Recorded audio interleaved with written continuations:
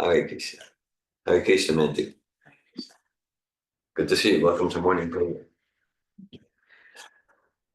So it's October 5th, 2024. We're at Gopal Eco Village in Cow Sanctuary.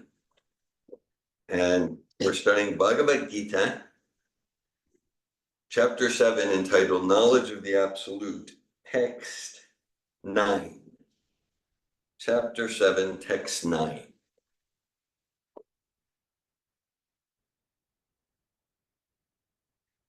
Om Namo Bhagavate Vasudevaya.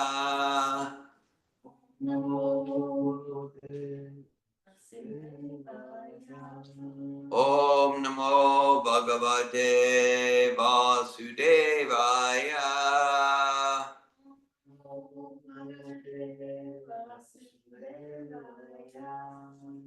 Om Namo Bhagavate Vasudevaya.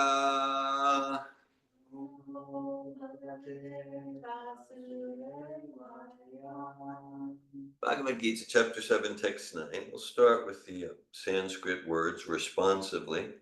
Punyo,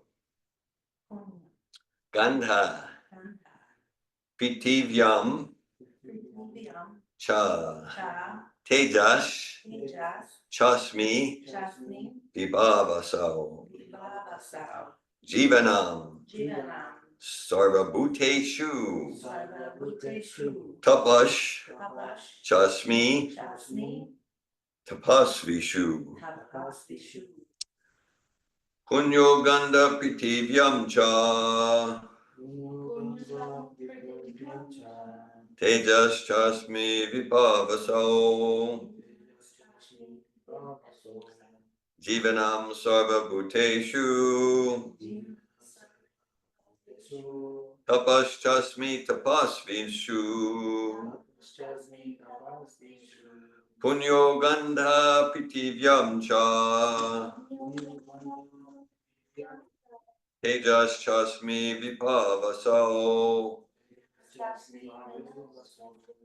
Jivanam Sarvabhuteshu, Tapaschasmi Tapasvishu, Punyo Gandha Pritivyam Cha, Tejas Chasmi Vibhavasau, Jivanam Sarvabhuteshu, Tapaschasmi Tapasvishu,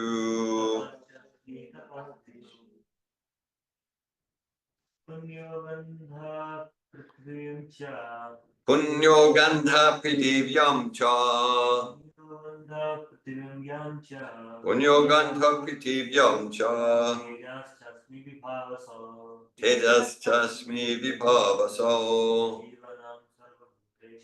Jivanam Sarvabhuteshu, Tapaschasmi Tapasvishu,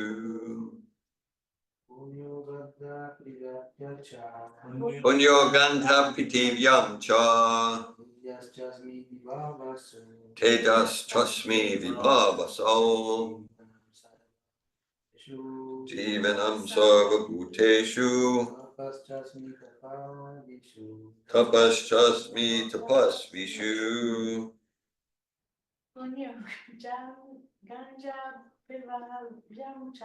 Punyo Gandha Pritivyam Cha, Tejas Chasmi Vibhavasau, Jivanam Sarvabhuteshu, Tapaschasmi Tapasvishu. All right, we'll look at the word meanings responsively. Punya, original. Gandha, fragrance. Pritivyam, in the earth. Cha, also. Teja, temperature. Cha, also. Asmi, I am. Vibhavasau, in the fire. Jivanam, life. Sarva, all. Bhuteshu, living entities. Tapa, penance. Cha, also. Asmi, I am. Tapasvishu, in those who practice penance. Translation. This is Sri Krishna speaking to Arjuna. I am the original fragrance of the earth, and I am the heat and fire. I am the life of all that lives, and I am the penances of all ascetics. Purport by His Divine Grace, A.C. Bhaktivedanta Swami Prabhupada. Punya means that which is not decomposed. Punya is original.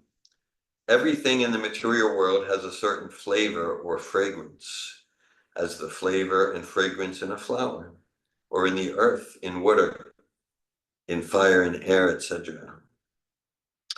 The uncontaminated flavor, the original flavor, which permeates everything, is Krishna. Similarly, everything has a particular original taste, and this taste can be changed by the mixture of chemicals. So everything original has some smell, some fragrance, and some taste. Vibhava means fire. Without fire, we cannot run factories, we cannot cook, etc. And that fire is Krishna. The heat in the fire is Krishna. According to Vedic medicine, indigestion is due to a low temperature in the belly. So even for digestion, fire is needed. In Krishna consciousness, we become aware that earth, water, fire, air, and every active principle, all chemicals and all material elements are due to Krishna. The duration of man's life is also due to Krishna. Therefore, by the grace of Krishna, man can prolong his life or diminish it. So Krishna consciousness is active in every sphere.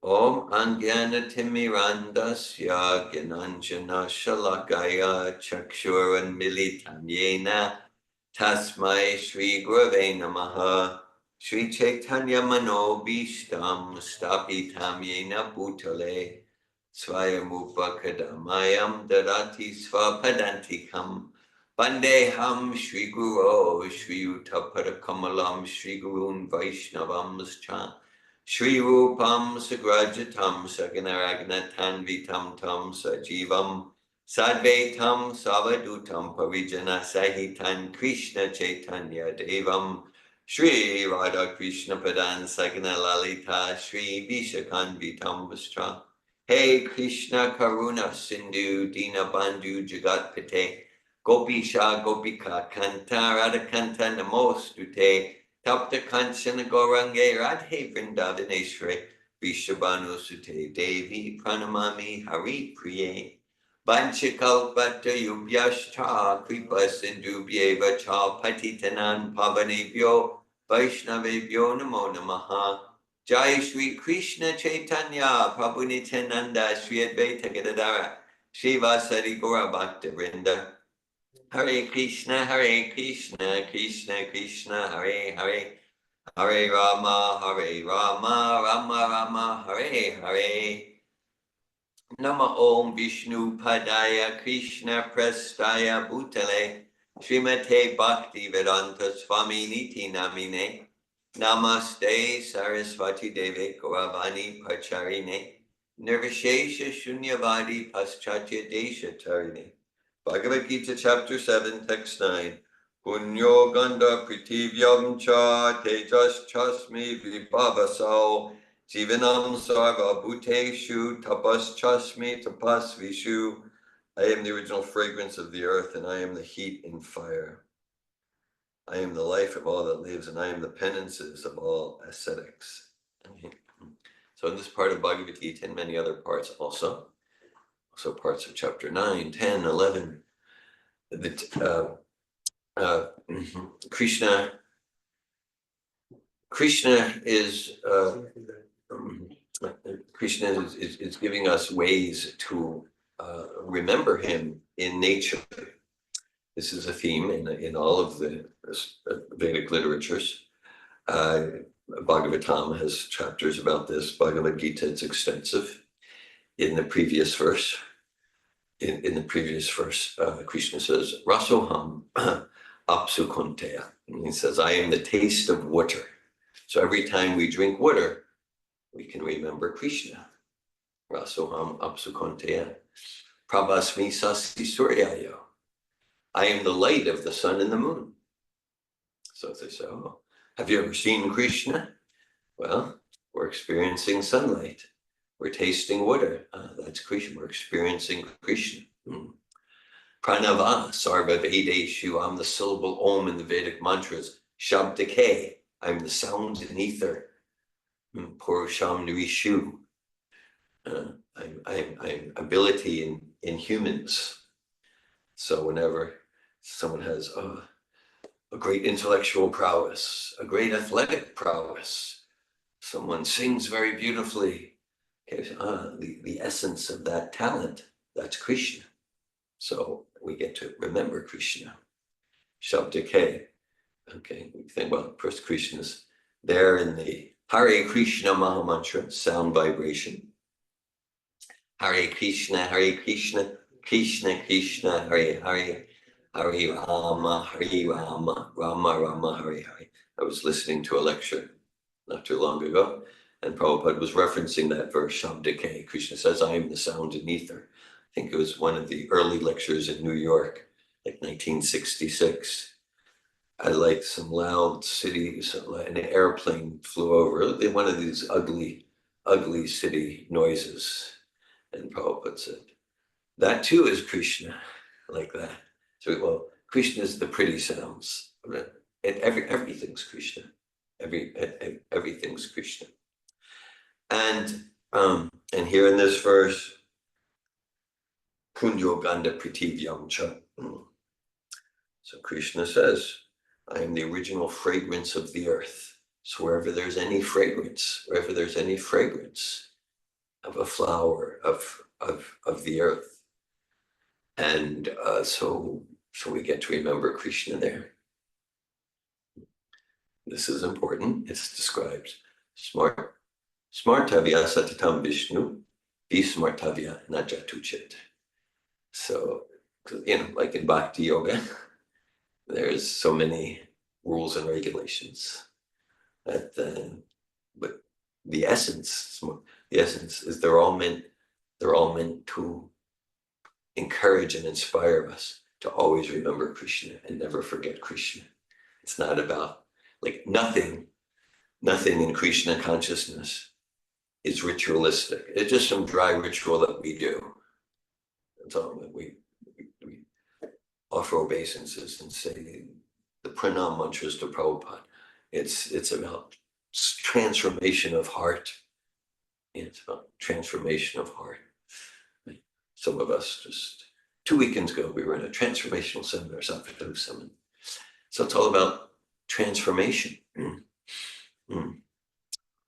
There's a story from Prabhupada's early pastimes in New York, 1966. And one of the students was Bhakta Greg. And Prabhupada established the very first altar in his movement, with the deities and the pictures.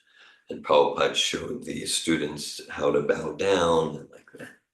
So after a few days, one of the students, Bhakta Greg, said, now Gargamuni Das, Bhakta Greg said, Prabhupada, sometimes I don't feel like bowing down. And Prabhupada responded, first you bow down, then you feel. The meaning, the bowing, it's not some dry, empty ritual. It's like it's transformational, moving us to feeling, moving us to connection, and everything's like that. It's not like, oh, I did my rounds, but everything's about connecting with the essence, connecting with who we are, spirit, soul, and connecting with the soul of our soul, and that's Krishna. So Krishna says, Andantarasta, well, Lord Brahma says, Andantarasta, Paramanu Chantarasta, that Krishna is in every atom. There's actually a lecture Prabhupada clarifies it with even more nuance. Krishna's in the heart of the most fundamental atomic particles. So you say, so maybe 100 years ago, that was the atom, if now it's whatever, the electron, the proton, the quark, whatever, the finest subatomic particle. Krishna, a full expansion of Krishna is there. Ishvara Sarvabhutanam, read Desha Arjuna Tishtati, read the heart. Krishna's in the heart of all living entities. So Krishna is right there, is water and is in water, and Krishna is fully present in the fragrance of the earth. Okay, so this is supporting us to, because again, in terms of transformation, personal growth, personal development, the idea is to go deeper and deeper to self-realization, to peel off the layers, that which is a mask, that which is not genuine, that which is inauthentic, and get to the core of who we really are. And so even if we think of like having deep talks, really deep talks, to whatever extent, we're still under the delusion that I am this body. It's very shallow, as deep as it may feel. It's very shallow. Okay, a little bit more subtle is, oh, I'm the mind. A little bit more subtle than that, oh, I'm the material intellect. Indriyani pranyahor, indriyabhya pramana. Manasastu prabude, yobude paratastu sa. Intellect is finer than the mind, finer than the intellect is the material ego, finer than the material ego is spirit soul. That gets to who we are. Finer than that, getting even more to the core, the very substratum of existence, is what's called the Paramatma. We are Atma, Paramatma, that's super soul. Finer than that, then we have Bhagavan, Sri Krishna. Okay. So this gets to the very essence of existence, and to the extent that we're living externally, superficially, just on the surface, we're giving ourselves no chance of actual joy and bliss. It's just it's an alienated existence. So Krishna's giving so many ways to remember him, and this is in nature. So Krishna's everywhere. And Krishna, the very substratum of existence, the foundation of existence, is everywhere. Okay, so this bhakti yoga, this Krishna consciousness, it is, let's call it, it's completely world embracing. It's not like, oh, I want to be spiritual, so let me go away from the senses. And so it's like, no, it's very world embracing, whether it's in our career, whether it's in our relationships, whether it's in our relationship with the sun and the moon and water. It's about participating with all the energies of life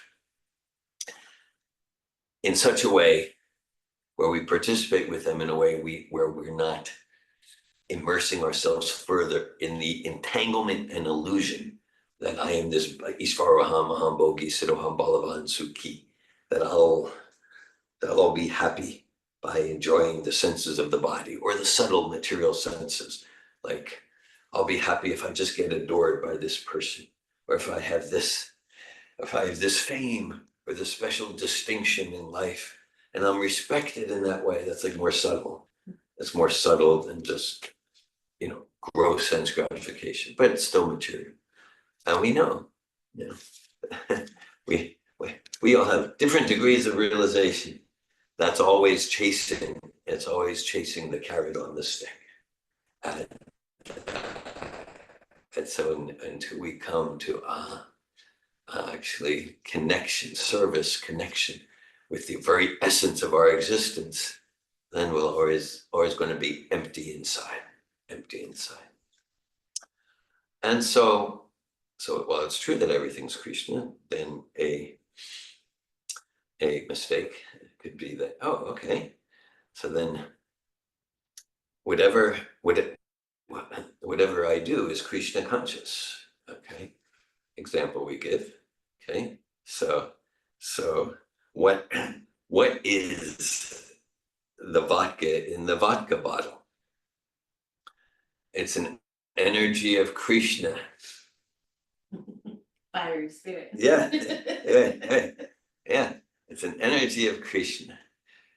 So therefore, basic logic, if I consume, one, better two or three bottles of vodka per day, I'll be more spiritual and Krishna conscious.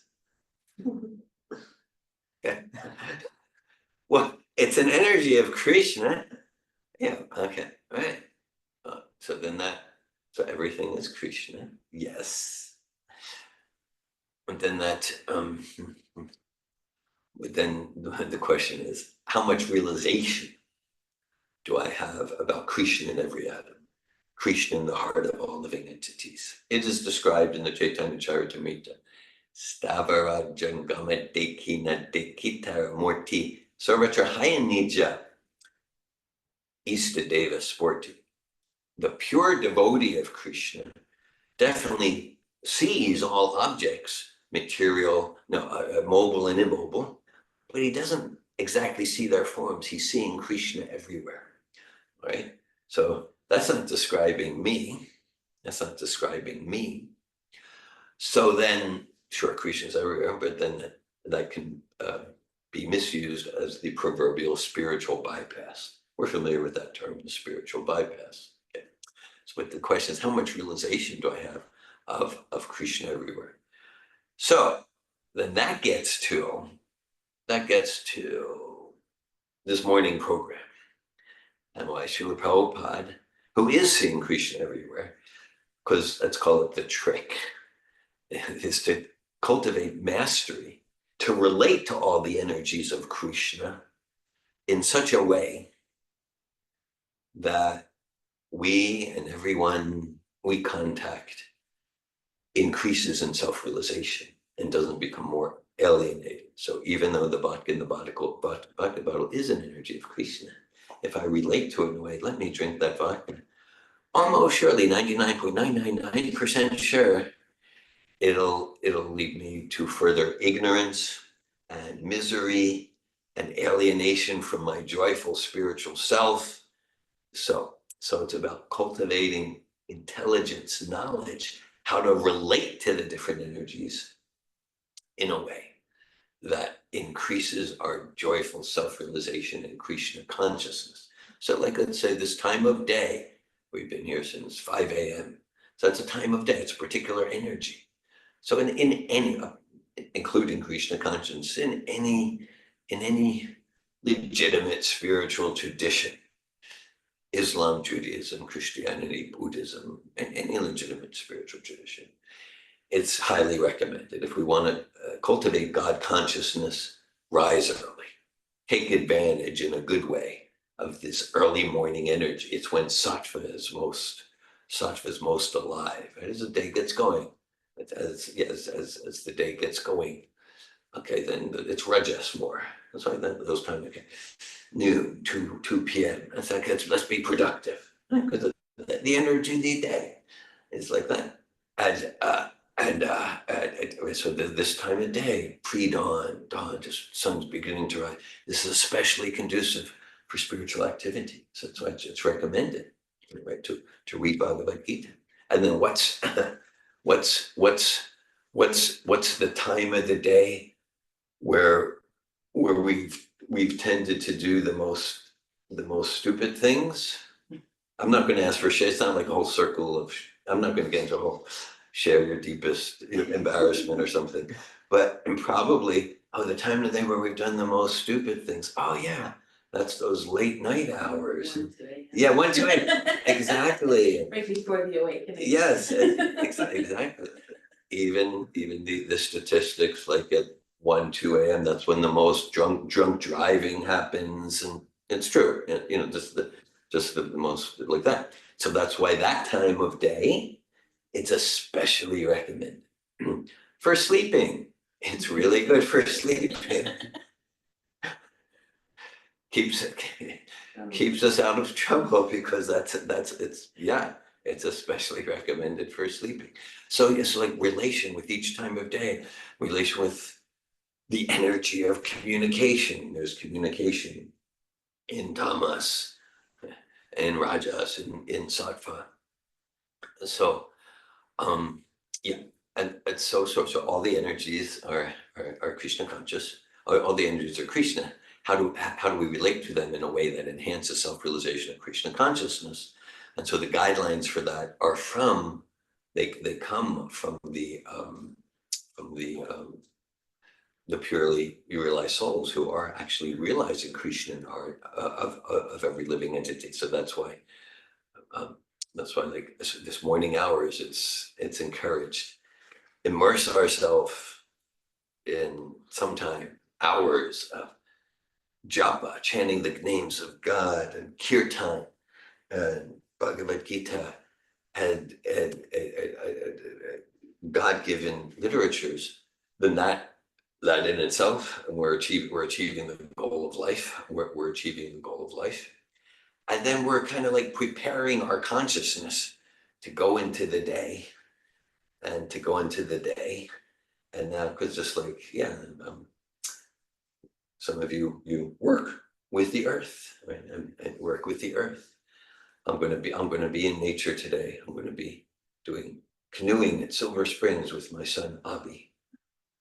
So we'll be with earth and sky like that. All right. So because what's that? And water, most of the Water, yeah, water, exactly. Yeah, Rasaham, Apsakanti, and the light of the sun and the moon. So because we're doing what we're doing now, we're more prepared. We're more prepared to realize Krishna in the fragrances. We're more prepared. And we're to realize Krishna in the taste of water and the light of the sun and the moon, and the heat in fire. And so we immerse ourselves morning program in spiritual activity, and then we go to the day, and then we're able to realize to some extent. Not that we want to pretend we're realizing more than we do. That might end up in drinking the vodka in the vodka bottle. And but we're able to realize Krishna everywhere. Yeah, Krishna everywhere. And so that's the process. It's called Yukta Vairagya. Again, this Bhakti Yoga. It's a very world embracing thing. It means Krishna consciousness. It's not about rejecting. It's about cultivating excellence, mastery in the art and science of utilizing everything in Krishna's service. And we learn how to do that from a master in it, Srila Prabhupada, and by we get more and more heartfelt intuition how to do that by following this program. It's described. Anasaktasya Vishaya Yatam Upayunjata Ibanda Krishna Sambada Yuktam Vairagam Yujyate. Real renunciation is it doesn't mean to just like artificially renounce things, but it means to renounce the enjoying spirit, and to learn how to use everything for the enjoyment of its actual owner. The Hare Krishna Nandamoya Prabhu Hari Bol. Thanks for joining us. I have a word to do. I'm sorry. Thank you. Hare Krishna. Hari Bol. Prabhupada gives the analogy, like if we find a wallet on the street, so material life, material consciousness, the enjoying spirit is like, there's $700 here in credit cards. Wow, okay, I'm going to really enjoy this. Okay. Then an incomplete renunciation spirit, prapanchikateya buddhya, hari sambadi vastuna, mumukshu viprityago, pagu vairagam katyate. Incomplete is like realizing that's not my wallet, it's not my $700, it's not my driver's license or my credit cards. I will not touch it. Now that's like, there's something more noble there than just, I'm going to enjoy it. But complete renunciation is like, this is not my wallet, it's not my $700, it's not my credit cards. But it is someone's. Let me return it to the owner. It's for him to enjoy.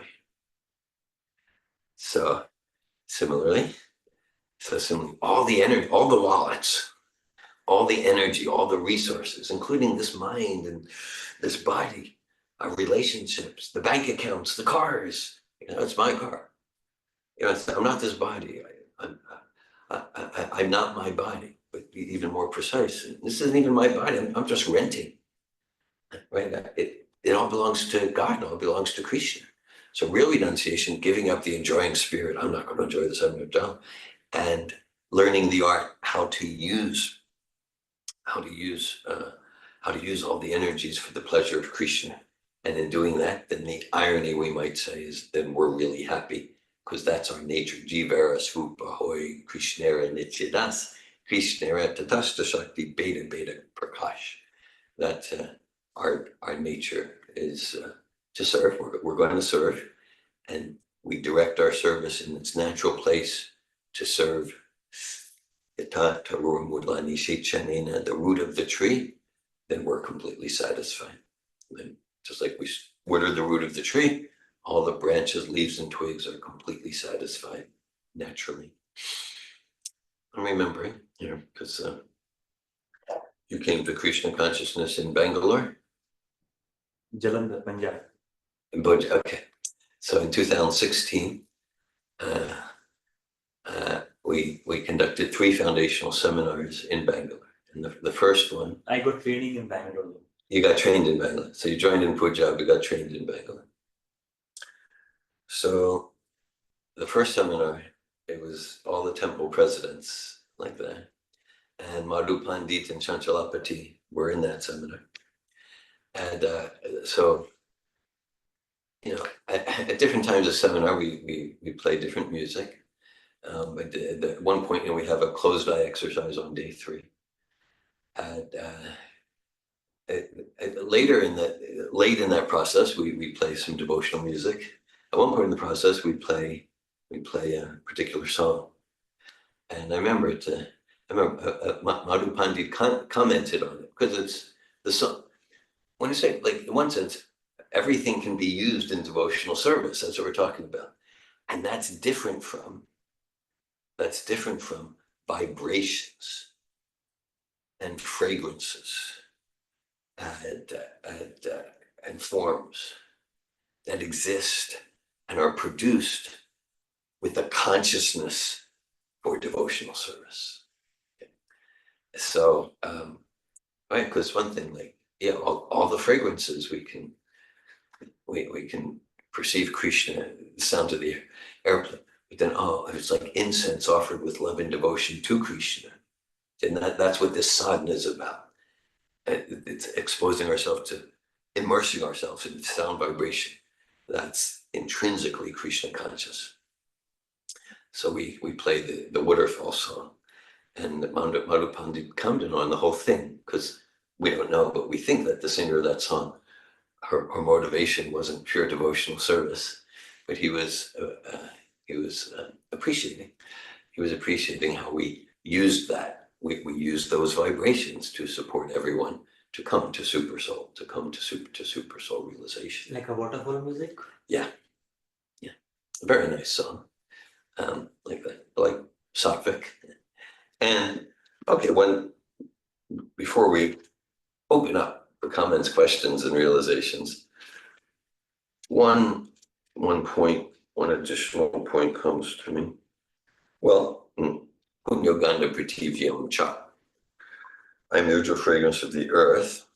So one thing about the earth, because it increasingly over the decades, there's environmental movements, environment and ecology. And so in Krishna consciousness, we're not neglecting environmentalism and ecology. And sometimes practitioners of devotional service are criticized. You're not giving your attention to the real issues. Okay. Save soil. What's that? Save soil. Save, yeah. Save soil. There's a movement by one of the spiritualists in India. Okay. That's Save soil. Okay. Saving the soil. Saving the soil. Yeah, that's good. Save the soil, save the whales, like that. Yeah. When I was growing up, save the whales was big. Save humanity. Humanity.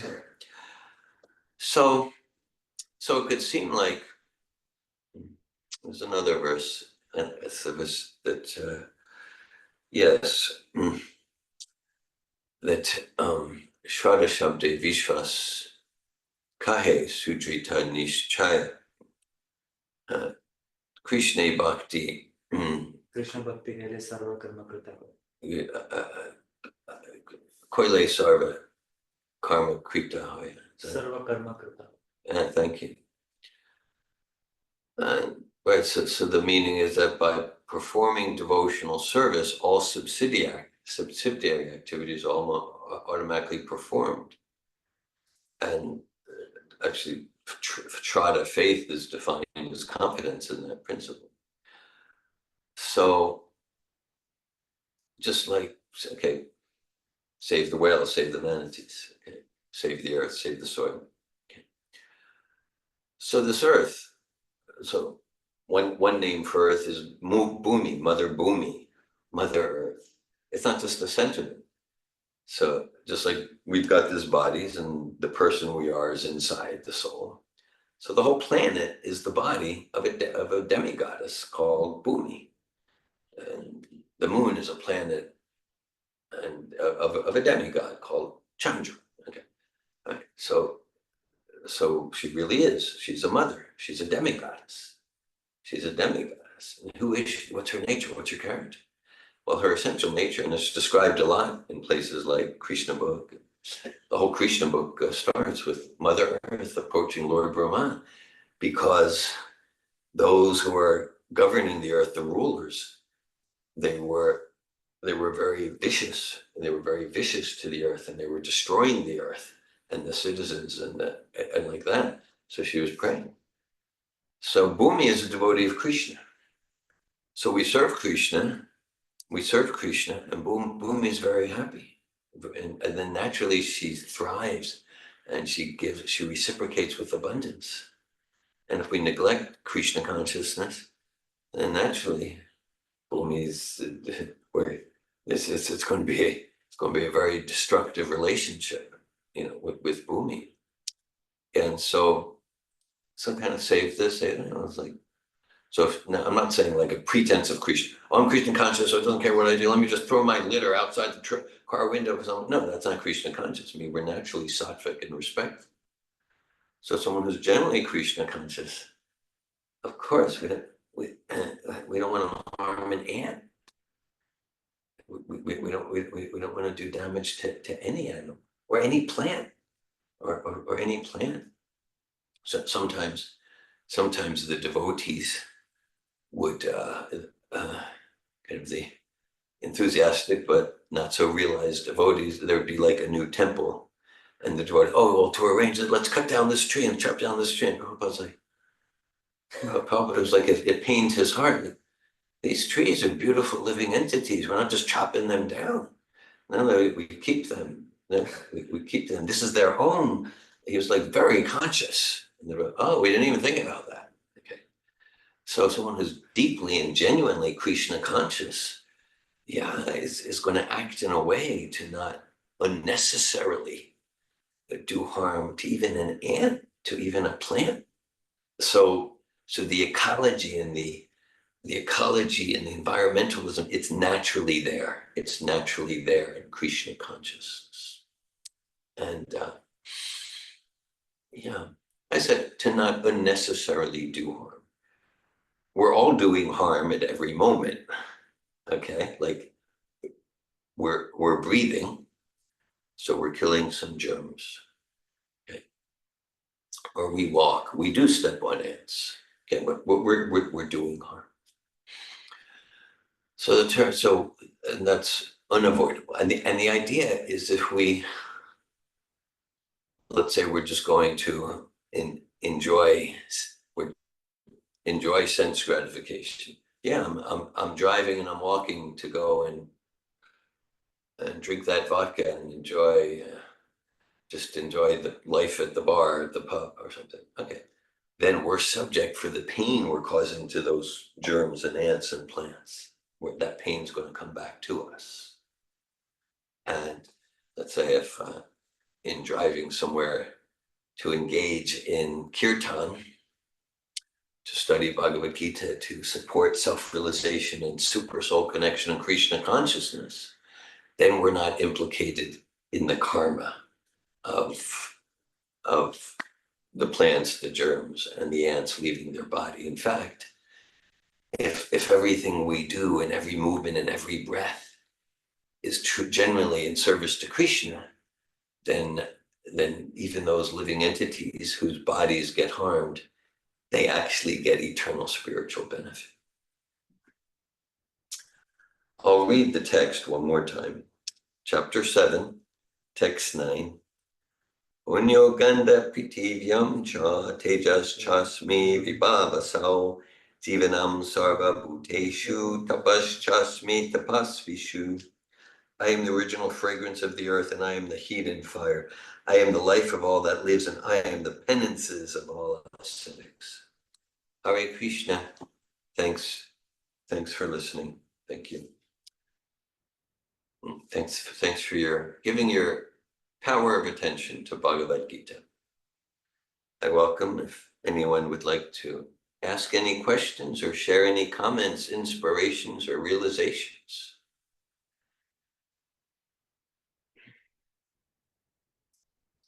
Yeah.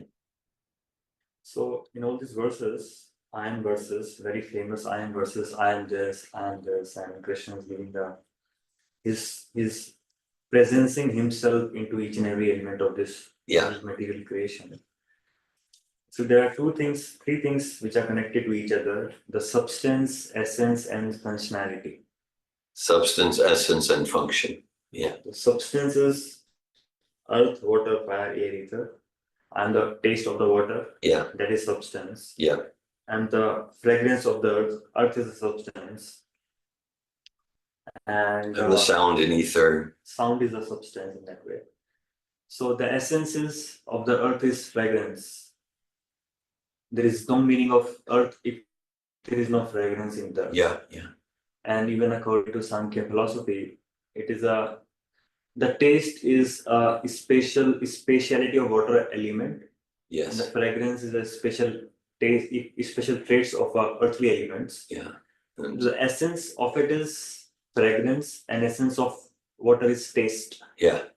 So the water and the earth will not be complete if there is no fragrance and there is no taste. Yes. So in that way, Krishna is also trying to say that I'm the one who completes everything. Yeah. I'm the principle of completion. I appreciate that. Yeah. If I'm not there, the earth will not be earth. If I'm not there, the water will not be water. If I'm not there, the air will not be air. Yeah. Om Purnamada Purnamidam Purnamaya Uchyate. Yeah. They are coming from me, and unless I am present there, they will not be complete. Yeah. Yeah. So in that sense, that essence of completion is Krishna. Is Krishna. I appreciate that. Yeah, that what you share, it adds completion to the discussion, to the understanding. Yeah. So Krishna saying, I am and each one of us is seeking completion. Yeah. So Krishna is indirectly saying, you're seeking me. Yeah. I'm seeking taste, I'm seeking fragrance, I'm seeking all of this to make me feel complete in a way. So Krishna is saying, you're searching for me, but at a wrong place. Yeah. So if you come to me, you will feel that completeness. That's what I'm sensing here. And other thing thanks is, for that. Thanks for another sense is the functionality of it. Yeah. Like the earth has a different function to perform. Yeah. The earth in itself is very grounding in nature. It grounds us. It forms the foundation of everything, the earth. And the earth also has a treasure house of nutrients, vitamins, protein, because all that taste can come from the earth by giving different all seeds. the nutrients. All the nutrients. Yeah. And we find different treasures in the earth, like gold mines and the coal mines, oil mines and everything. So it is Krishna's energy, which is Krishna himself is present to provide a treasure. And the earth can help us forming house in which we can live comfortably. It gives us a shelter. It gives us shelter. It gives us the treasure house. It gives us the grounding. It gives us stability of life. It gives us the details of life in the earth. Similarly, in Krishna also we can find all these elements. It is Krishna is a real treasure of a devotee, who is the one who is giving treasure. All the functionality. All the functionality. The substance, essence, and functionality. Thanks for that paradigm. It's very enriching. Thanks for that. Hare Krishna. Mandy. So I'm connecting with some of the like realizations or like understandings that I've been grappling with. And you know, one of my tendencies is to try and understand everything, like top down, and endeavoring to like discover, you know, bottom up, feeling what's coming through. And as you're describing this, like, so in science, there's the Higgs boson. Yeah. And that is, I mean, coined the God particle. The God particle. I mean, that's what they call it, and it's the quant, it's like the quant within the quant, you know, it's like this. The essence of the essence. Yeah, I don't even fully But understand. that's what they're calling it. But yeah, it's like, you know, using science to sort of validate these principles, these metaphysical principles. Yeah. And so, as a plant person, I'm often trying to understand, like, so in Christianity, you know, was there evolution or not? You know, there's these huge divides of understanding. And I keep coming back to like this premise of like within every species, within every spring, within every forest, within everything, within DNA, maybe not spring in the hard materials, but within DNA is a drive to replicate. And it's an unconscious, undeniable, irrepressible, and an inherent character. It's an inherent character. Yeah. And so as I've been studying, you know, connecting, you know, the Krishna consciousness and the God particle, and that idea that God and Krishna is like within that element. And then that element being fundamentally, undeniably there, and connecting kind of just with that truth. And attempting to kind of, you know, I had a lot of curiosity when you're saying like, you know, if I'm embracing Krishna consciousness, then I can, you know, perceive all the energies of Krishna. No matter what state they're in, whether it be a plant or a human, an angry person or a you know, a sleepy person or whatever. An isolated person. There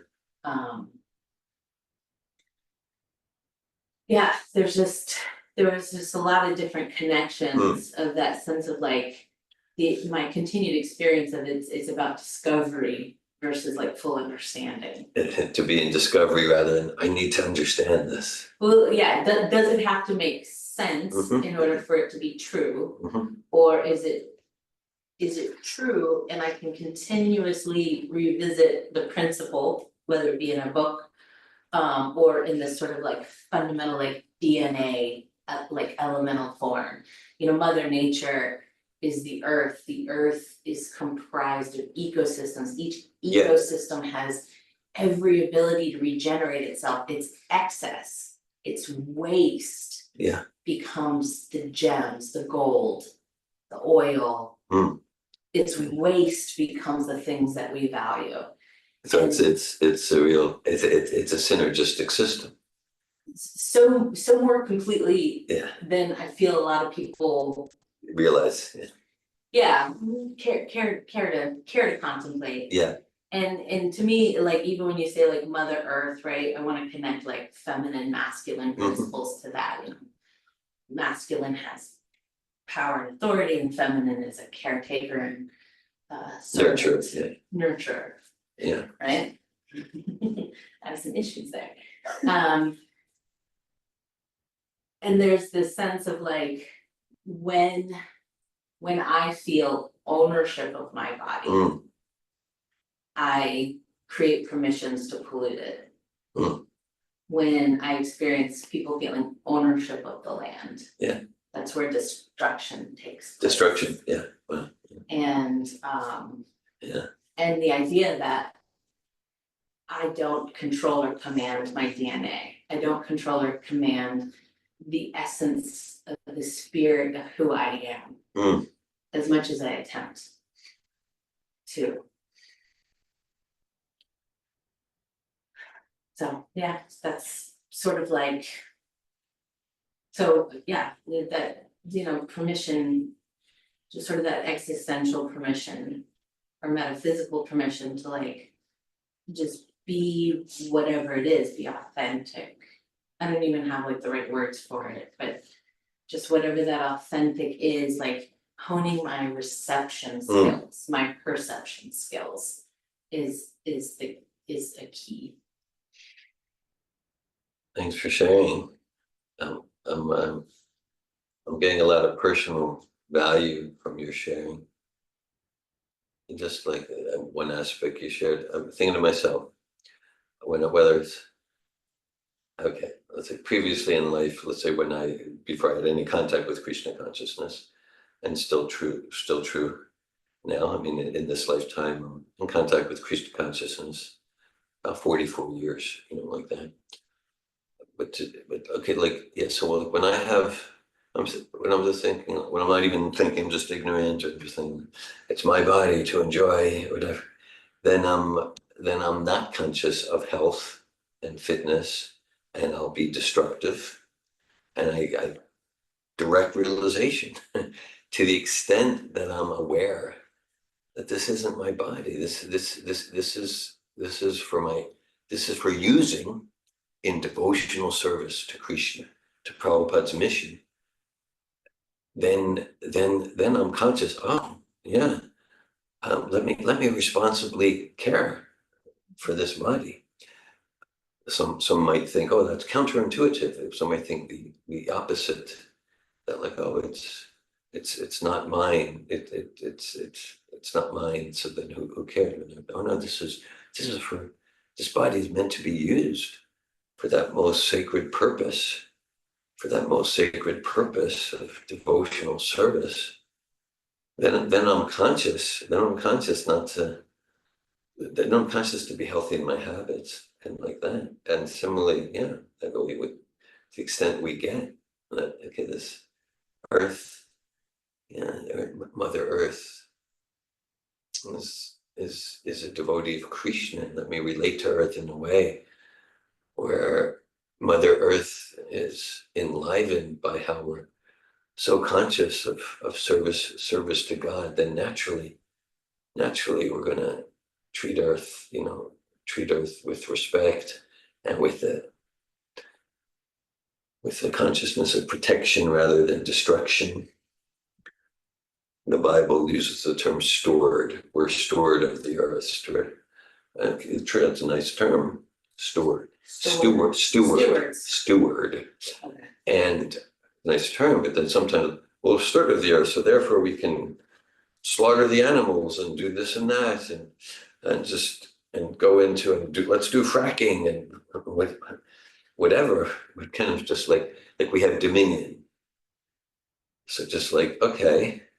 So like parents have dominion over your little children. So do you kill them and eat them? No, it means you protect them, you love them, you nurture them.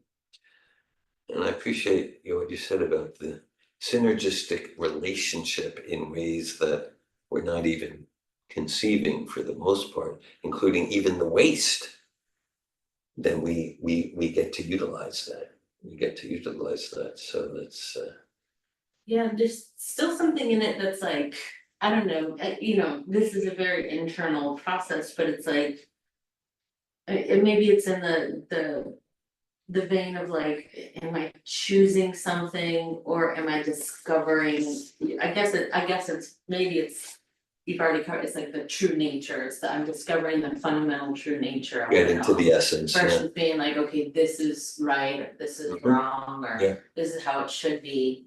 Cause like I, I have a lot of clients. Yeah. And people come to me when they want advice or recommendations for plants, and then they wanna know how to do stuff. And then I'll get some people that are like, I like sod, like, I'm only gonna have grass and like it cut real tight, and it's like, I can be very dismissive, like, I'm not into that, so Yeah. it's just like, whatever. So then there's that energy of like, how do I greet them where they're at? I'm like, oh yeah, okay, sod is great, it's still grass, it's still there. And then I have some people who are like, I love native plants, like I never trim them, I never do anything to them, and you see it, and it's like, it's so wild that you can understand how other people look at that and be like, oh, that's ugly, I don't want that, it gives native plant landscapes like a bad name. You're like in different kind of extremes on the continuum. Yeah. So those are the two extremes, and a lot of people in the middle, and they're really looking for like an artistic interpretation of how to make it look attractive, and that's where I use a lot of my Sapato skills. How do I approach somebody, find out where they're at, where they're capable of doing, what they're gonna enjoy, and then kind of cater to what they can do, and then I do the work to make it happen, and then I teach them how to take care of it. And it's been a really great experience. But there's still that sense within me of like, I've changed my view over time of like, that plant doesn't have to go because it's not in the plan, or how do we accommodate and work around it? And then it causes me to think about this, like, all this knowledge that's way outside my range, where it's like, there's these fundamental principles that are causing me to seek and want to worship and want to pray and desire to do that. And it feels foreign because that's not frequently like upheld in general secular society or materialistic world. It's not the culture. Yeah. And I think it's interesting how I continue to desire, regardless of the influence, encouragement. To me, it feels like that DNA core, it's that fundamentalist. It's your core wanting to express itself. Yeah. And you're connecting with some tender emotion, something like, it seems bittersweet, something tender, bitter, sad yet like some emerging.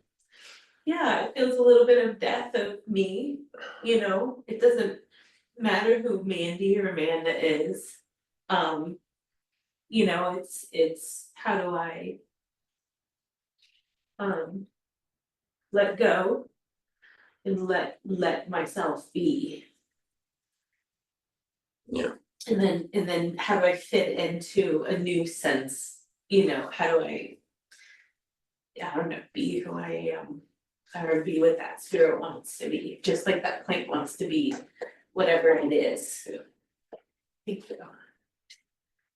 I get caught up in a lot of the rules and the ritual and the insecurity if I don't know how to do it, and I'm not doing it right, or if I don't do it, then I won't be, and that's not true. And I'm connecting with, the truth of it. I already am. Yeah. Right, and I noticed during parts of the class when I was talking about Prabhupada getting spiritually angry with that when some of his students want to just start chopping down trees, like I'm talking about the essence of the process, you connecting with something tender inside. It's so kind of, I'm getting that this kind of God consciousness, Krishna consciousness, kind of, it's very, very foreign. At the same time, somehow, strangely, it's like it feels so much like coming home at your very core, coming home in a way that's even more essential and transcendental to Amanda Martin and Mandy and like that. And it sounds like for you to really give yourself to that.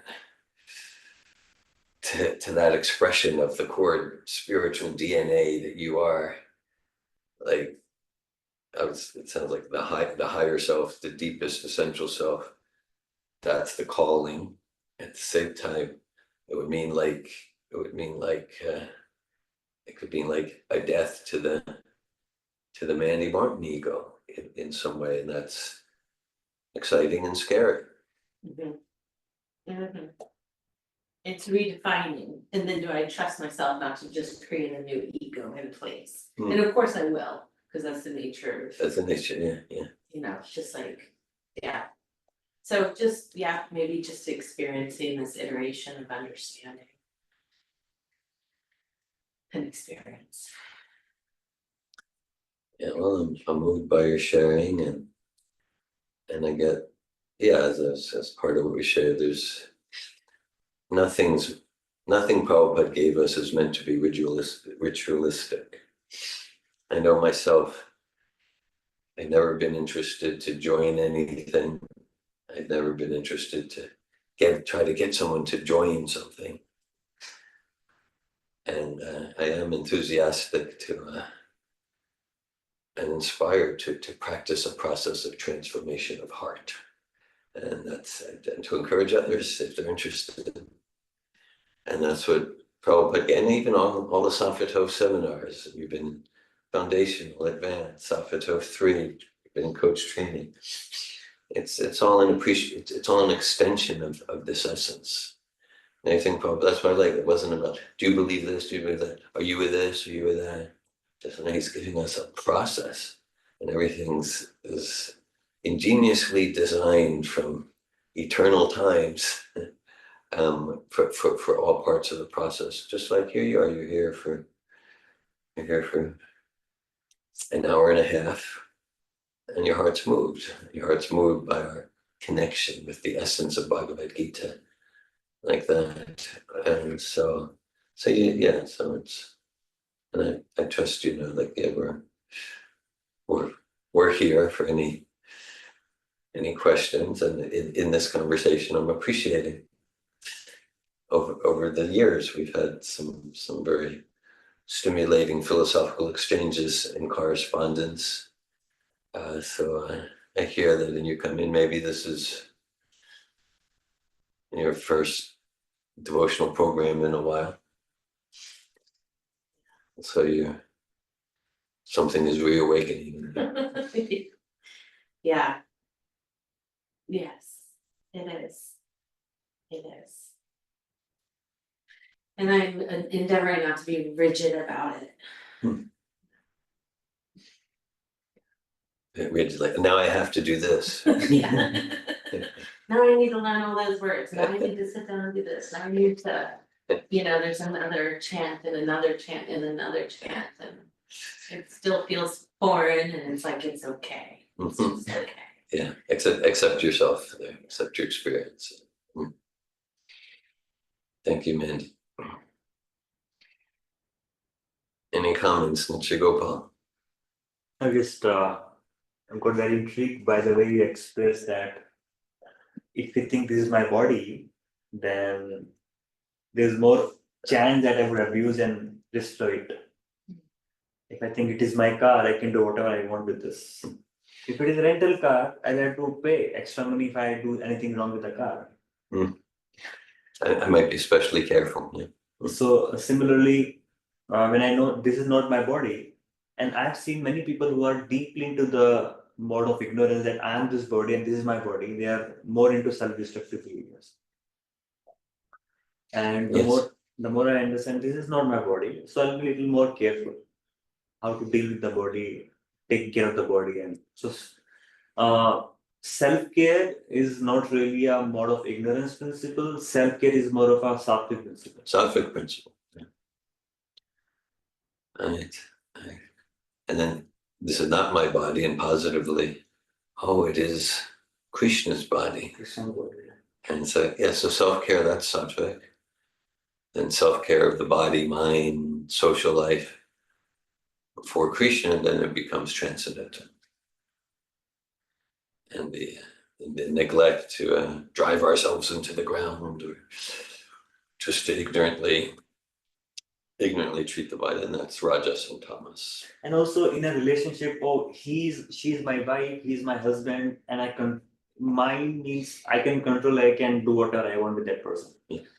the controllership brings a sense of destruction along with that. That's what I'm understanding. Any authoritative person, any like cruel leader, they have a sense of controllership. They will my people. invariably they'll hurt them. Yeah. Yeah, and I connect with that in the sense of like, okay, I'm ignorant. So as I study the earth and I study the magnitude of these ecosystems and all of the intricacies, even within a plant, it's self-regenerative power, as humans. The one of the best ones, I think you even mentioned this, is a caterpillar goes into a chrysalis and liquefies. And then regenerates as a Could you say that butterfly. again? Could you say that one again? A caterpillar Right. forms a Crystal, chrysalis. yeah. So an exoskeleton shell Yeah. and liquefies. Yeah. And then somehow reforms into a flying butterfly. Somehow. And then it has to like dry its wings, so there's even some insecurity in that process, like there needs to be safety in that process.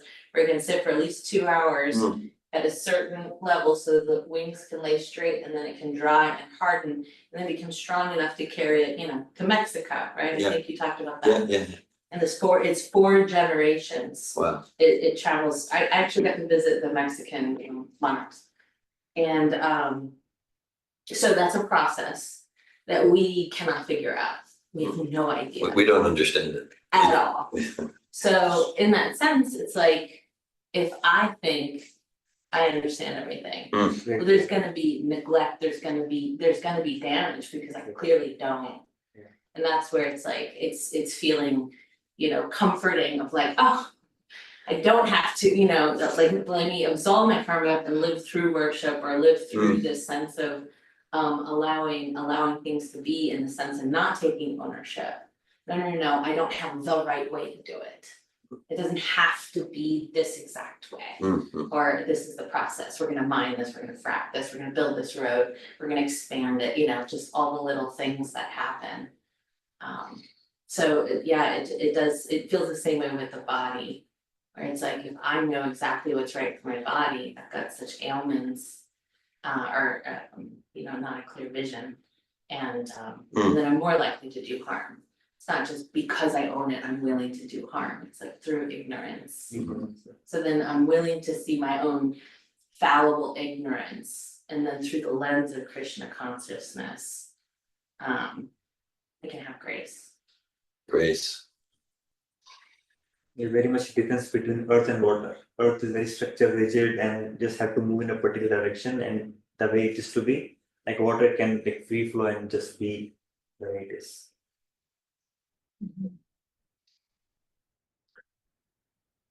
Hare Krishna. In the discussion, I'm reminded of a quote I've heard attributed to Werner Heisenberg. The quote I heard, I'm paraphrasing, but something to the extent of with the first gulp from the cup of science, one becomes an atheist. And at the bottom of the glass, God is waiting. Yeah. Also, there's places where Prabhupada, Srila Prabhupada, he might much appreciated Einstein, because the Vedas also describe in this universe 14 different dimensions of time relativity and like that. They said Einstein had, his concept is really approaching the Veda concept. But he said, Prabhupada said something kind of like the ordinary scientists, they'll tend to be atheistic and I'm a bit materialistic like that. He said the really great ones, they get there's some higher intelligence here. Yeah, and they've actually said it's taken like, 50 years for them, or 50, 60 years of science to discover that the shamans were right. That sort of thing. Exactly. Yeah. And there's one of my favorite comedians, he was like, I used to be atheistic, but I've done too much ayahuasca to deny that God is there. He was like, I just can't deny it anymore. Yeah. And so there is this sort of like returning principle. And it does feel like a bigger awakening as people like the bigger context of climate change, or this sense of it's all going to hell and we can't do anything, and everybody's like, look, but can we? And then it's just like, well, why aren't we, it's like people are really starting to feel that grasp of. Yeah. It's not out of our control, as we continue to discover that these principles are knowable. They are knowable. The principles are knowable, yeah, right. Yeah, and the shamans and the ancient Vedas, the principles are there, and maybe as we advance more in science, we realize, the shamans in Bhagavad Gita know what I was talking about. Oh my God. Yeah. I mean, yeah, exactly. I was having session yesterday on does God exist? What's that? Does God Does in God your exist? Bhagavad Gita? Yeah. Okay. You're talking about the intelligent design. Yeah. And the scientist on it, Dr. George Wald. Yeah, George Wald. George Wald. And he was Hare mentioning Krishna about, Dita. Hare he Krishna. was mentioning about how there is an intelligence at every aspect of creation, started from microstructure, where the charge is equal and opposite between proton and neutron, proton and electron, and there is a huge difference of mass. Because of great difference of mass, the proton remains on the center. Yeah. And we can have solidity. Yeah. If it is to be equal, then it would all move around each other and it would be all fluid. Yeah. And because of equal and opposite charge, it is neutral. Yeah. So neutrality and stability is coming because of these two different nature of proton and electron. The two different dharmas. Yeah. Yeah, interesting. Yeah. And then I was reading an article where Einstein discovered his theory of relativity in his dream. Yeah. He used to get a lot of dreams like this. Yeah, it came to him. It just came to him and he just started writing it He down. started writing it, yeah. As read many philosophers, many scientists, many mathematicians, they would dream about something and they would have a ritual that as soon as they dream, they would get up and start writing. And then when they realize that is not what I have written, very abstract concept, and they start structuring them in a way we can appreciate. Right. So they get inspiration, from super soul. That was the very term, from dream. Inspiration that, if I thought about this for 2 weeks, I wouldn't come up with it. But when I'm turning this off, then from some higher guidance within. Yeah. Something completely of a different nature altogether. A source of a different nature altogether. Source of real inspiration. And interestingly, I studied Albert Einstein's astrological chart, and just to give you an essence in it, that he has a lot of Pisces energy, a lot of watery energy, and Pisces is very dreamy and very watery. It can go anywhere and bring anywhere else. So it has that kind of that's water, that earth. The people who have more earth, they need to be more grounded. They don't understand those abstract concepts. Yeah. But watery people can go anywhere and can bring up and can absorb and can provide. Different elements have different function. Different function. Function, essence, and substance.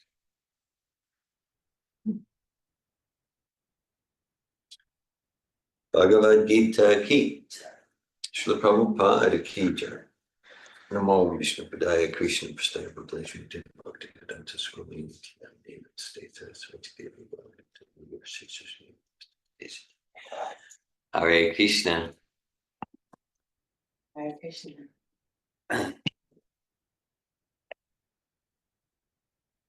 Now we'll have breakfast. If you like to, Thank you.